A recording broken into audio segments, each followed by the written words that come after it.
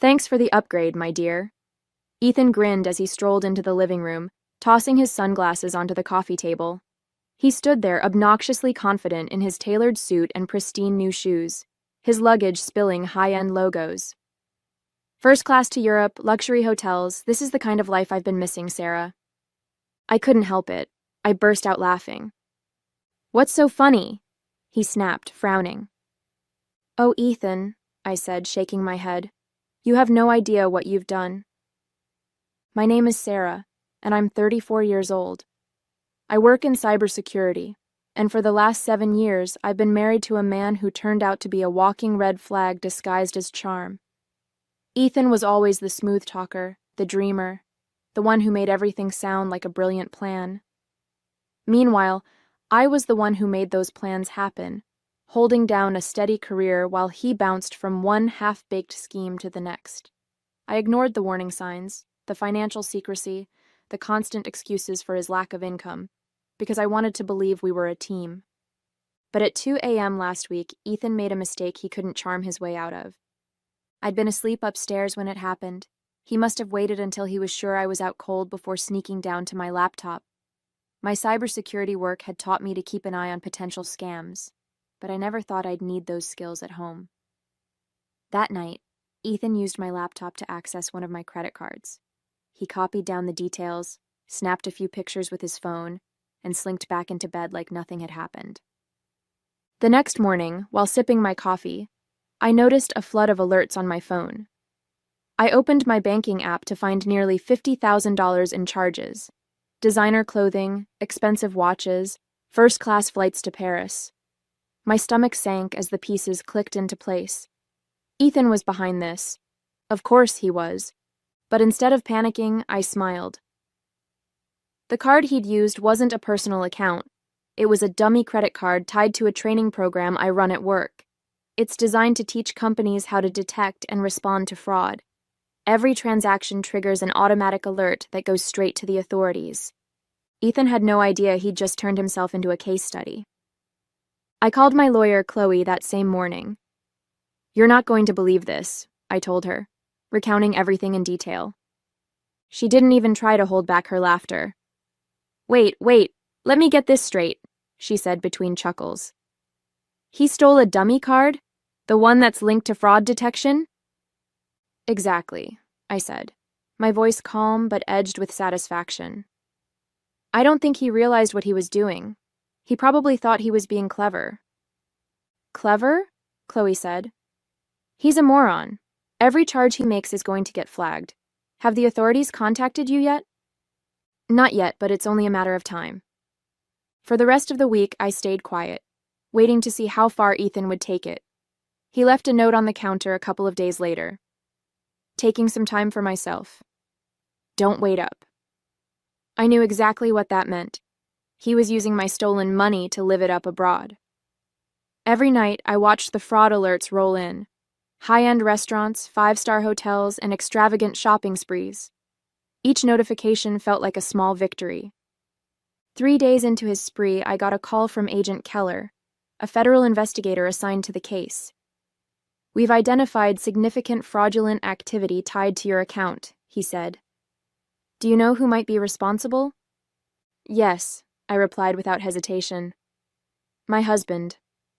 There was a brief pause. Your husband? I explained the situation, including the fact that the card was part of a cybersecurity program. Agent Keller let out a low whistle. That's a new one, he said. You'll need to provide a formal statement, but based on what we've already flagged, he's in serious trouble. By the time Ethan walked back through the door, his ego inflated from a week of indulgence, I was ready. He sauntered into the living room like nothing had happened, wearing the spoils of his stolen spree. Thanks for the upgrade, he said with a cocky grin. You really outdid yourself this time. I couldn't stop the laughter that bubbled out of me. Ethan frowned, clearly expecting me to be furious. What's so funny? He asked, his voice sharp. Oh, Ethan, I said, shaking my head. You're about to find out. Ethan dropped his designer duffel bag onto the floor with a smug thud. Seriously, though, Sarah, he said, shrugging off his tailored jacket and draping it over the back of the couch. "You should have told me about that card ages ago. Imagine how much fun we could have had." I leaned against the kitchen counter, arms crossed. "And how exactly did you think this was going to end?" He smirked, kicking off his shoes. "You're always so uptight about money. It's not like you couldn't afford it. I figured you'd get over it once you saw how happy it made me." His sheer audacity would have been infuriating if it weren't so pathetic. I bit back a laugh, knowing that every second he spent bragging was another nail in his coffin. "So, the watches, the flights, the hotels, you thought all of that was just a gift from me?" "Not thought," he said, pointing at himself. "Knew. It's about time you loosened up." I smiled, a tight-lipped expression that told him nothing. "I'll bet." Once Ethan disappeared into the shower, humming some obnoxious tune, I picked up my phone and texted Chloe. "He's back, ready to move forward." Her reply was immediate. "Perfect. I'll alert Agent Keller." Over the past week, Chloe and Agent Keller had been preparing the case against Ethan. His every move had been tracked, every charge meticulously logged. From the designer clothing boutiques to the luxury hotels in Paris, his indulgence painted a picture of someone who thought they were untouchable. Ethan had no idea how deep he'd dug his own grave. Agent Keller had assured me that the fraud alerts from the dummy account had already triggered a full investigation. "We'll bring him in for questioning once you're ready," he'd said during our last call. "But I'd recommend letting him walk into it on his own. The more confident he is, the better." Now, as I listened to Ethan's off-key singing echo from the bathroom, I felt an almost surreal sense of calm. For years, I'd let him take advantage of my trust, my kindness, my stability. But this time, he was about to face the consequences of underestimating me. After Ethan emerged, wrapped in a plush towel and grinning like he didn't have a care in the world, he flopped onto the couch. "You should have seen Paris," he said, reaching into his bag to pull out a shiny gold watch. "The shops, the restaurants, it was like a dream." "Sounds incredible," I said, leaning against the doorway. "Tell me more." He launched into a detailed account of his week-long spree, complete with exaggerated hand gestures and unnecessary details about the champagne quality at some rooftop bar. Every word felt like an indictment, a confession he didn't even realize he was making. He had no idea I was recording the entire conversation on my phone, the file ready to be forwarded to Agent Keller. "And the best part?"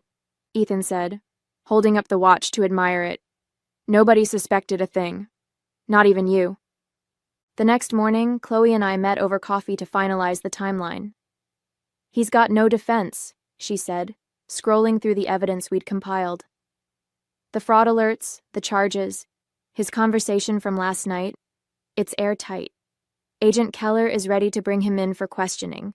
They're coordinating with the local police to execute the arrest." I nodded, the weight of everything finally starting to settle in. "What happens after that?"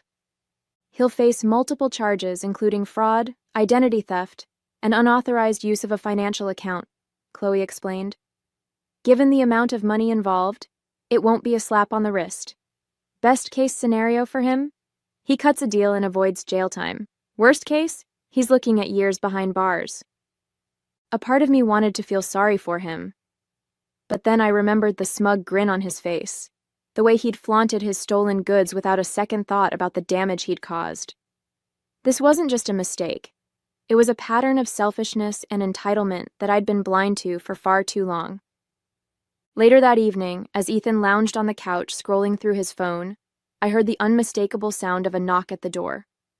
My heart raced, not with fear, but with anticipation. I walked to the door and opened it to reveal Agent Keller and two uniformed officers standing on the porch. "Good evening, Ms. Miller," Keller said, his tone professional but warm. "Is Ethan home?" "He's right inside," I said, stepping aside to let them in. "Feel free to make yourselves comfortable." Ethan looked up from his phone, his brows knitting together in confusion. "What's going on?" he asked, sitting up straighter. Agent Keller approached him with a calm authority that made the room feel smaller. Ethan Miller, you're under investigation for multiple counts of credit card fraud and unauthorized use of financial accounts. We'd like you to come with us for questioning. Ethan's face went pale, his confidence evaporating in an instant. What? No, this has to be a mistake, he stammered, looking to me for support. Sarah, tell them, this is crazy. I crossed my arms, tilting my head slightly. I don't know, Ethan. You've been awfully busy lately. Maybe you should explain it to them. As the officers read him his rights and led him toward the door, Ethan continued to protest. You can't do this. Sarah, this is a setup. You're my wife. Aren't you supposed to stand by me? Funny, I said, leaning against the doorway. I thought husbands weren't supposed to steal from their wives. Guess we're both learning something today. Ethan glared at me, his bravado replaced by desperation. You won't get away with this. I smiled. Oh, Ethan. I already have.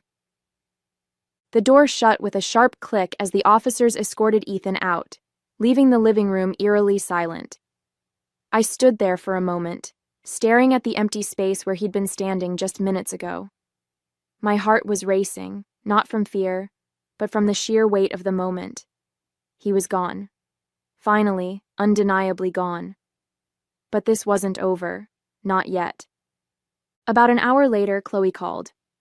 He's with Agent Keller now, she said, her voice calm but firm. They've started questioning him. From what Keller told me, Ethan is already trying to spin the story in his favor. Of course he is, I said, rolling my eyes. Let me guess. He's playing the victim? Spot on, Chloe replied with a dry laugh. He's claiming you gave him permission to use the card. But don't worry. Between the fraud alerts, the charges, and your recording, he doesn't stand a chance.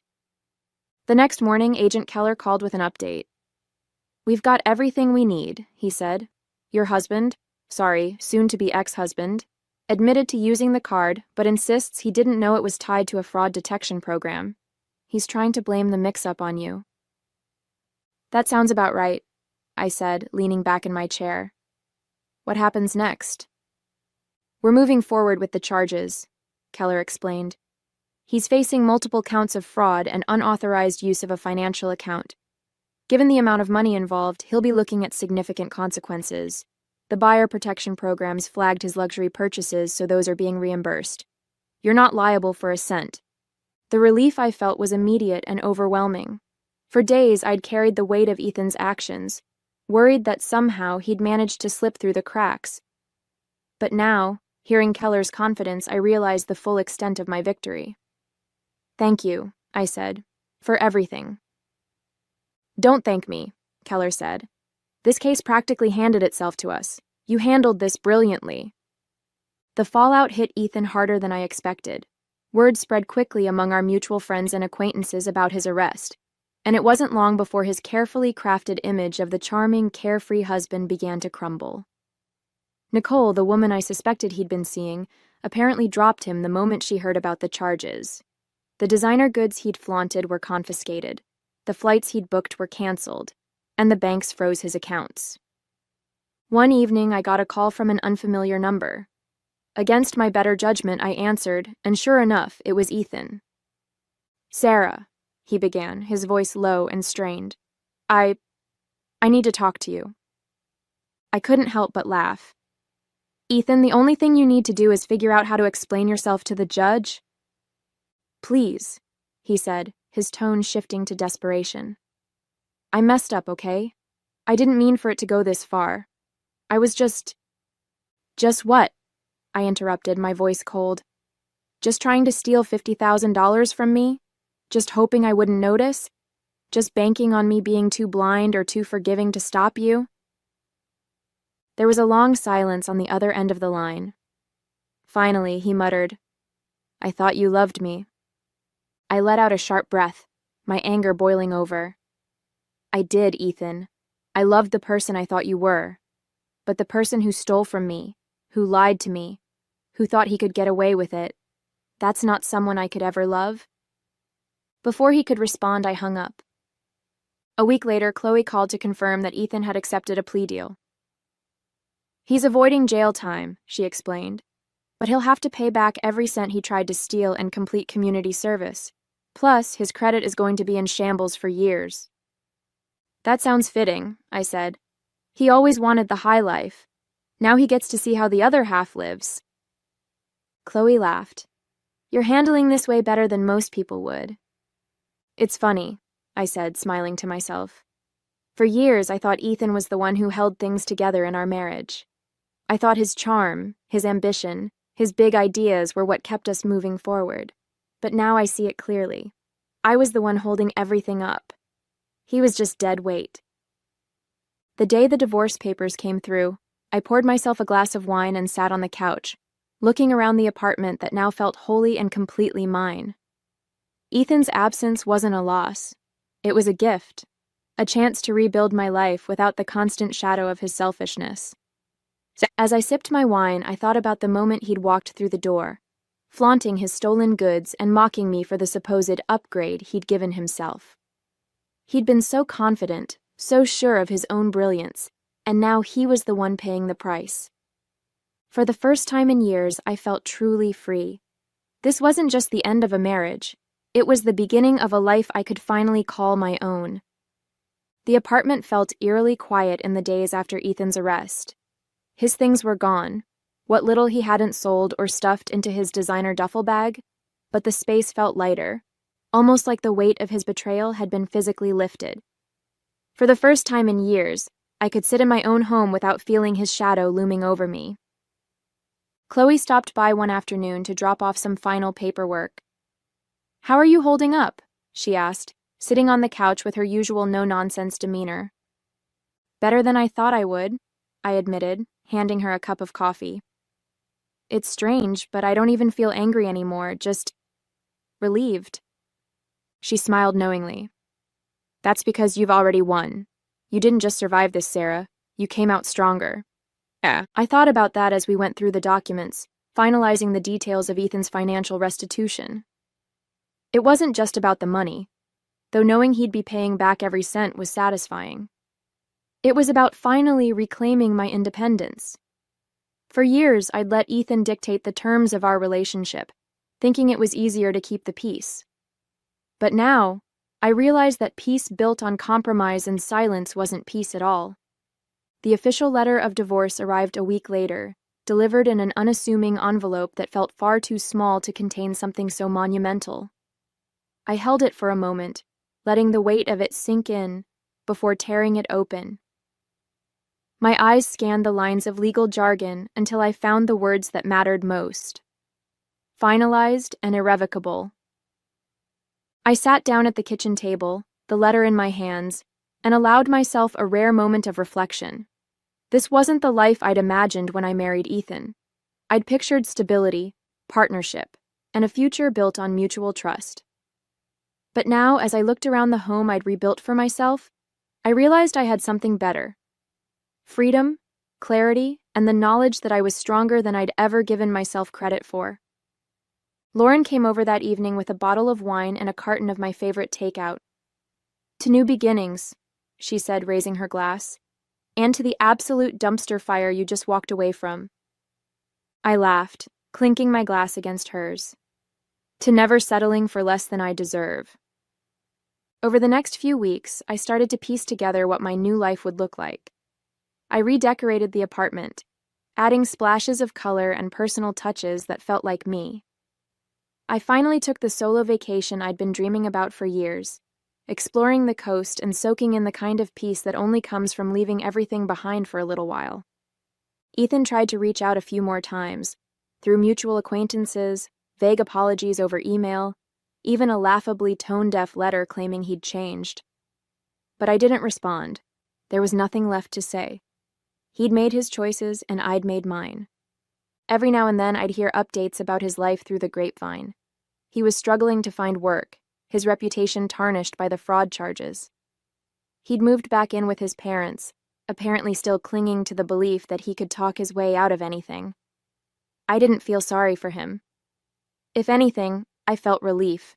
He wasn't my problem anymore. A month after everything had been finalized, I stood by the window of my apartment, sipping my morning coffee and watching the city come to life below. The sunlight poured into the living room, highlighting the fresh coat of paint I'd picked out, my favorite shade of blue. The space no longer felt like a battleground. It felt like home. It was peaceful, mine, and filled with possibilities. I thought about the journey that had brought me here. For years, I'd believed in the promise of marriage, in the idea of building a life with Ethan. I'd ignored the little voice inside me that whispered something was off, that warned me his charm was a mask for selfishness. But now, I understood something important. Walking away wasn't failure. It was strength. Lauren and I met for brunch that weekend, a new ritual we'd started since Ethan's exit. Over mimosas and waffles, she asked, "So, what's next for you?" I smiled, feeling a mix of excitement and calm that had eluded me for so long. Honestly, I'm just focusing on myself for now. Work's going great, and I've been thinking about taking a longer vacation, maybe somewhere quiet, near the mountains. She raised her glass. "That's what I like to hear. You deserve it." For the first time in years, I felt like I was making decisions purely for me. No compromises, no second guessing, just the freedom to live on my own terms. Occasionally, I'd still get updates about Ethan from mutual acquaintances. He was struggling to rebuild his life, moving from one low-paying job to the next, while trying to pay back the money he owed. The designer suits and luxury trips were long gone, replaced by a harsh reality he wasn't prepared for. I didn't dwell on it. He'd made his choices, and I'd made mine. The last time I heard from him was through an email, a long, rambling apology that seemed more self-pitying than sincere. I read the first few lines before deleting it without a reply. I didn't need closure from him. I'd already found it in myself. One evening, I sat on the balcony with a glass of wine, reflecting on everything I'd been through. The betrayal, the heartbreak, the fight to reclaim what was mine. It had all led to this moment. And while it hadn't been easy, it had been worth it. I no longer felt angry or bitter about what had happened. If anything, I felt grateful. Ethan's betrayal had forced me to confront my own strength, to stop compromising and start prioritizing myself. I'd learned to trust my instincts, to value my independence, and to never again let someone else take the reins of my life. As the city lights flickered in the distance, I raised my glass to the night sky. "Here's to me," I said quietly. "Here's to starting over." And with that, I closed the chapter on Ethan for good, ready to embrace whatever came next.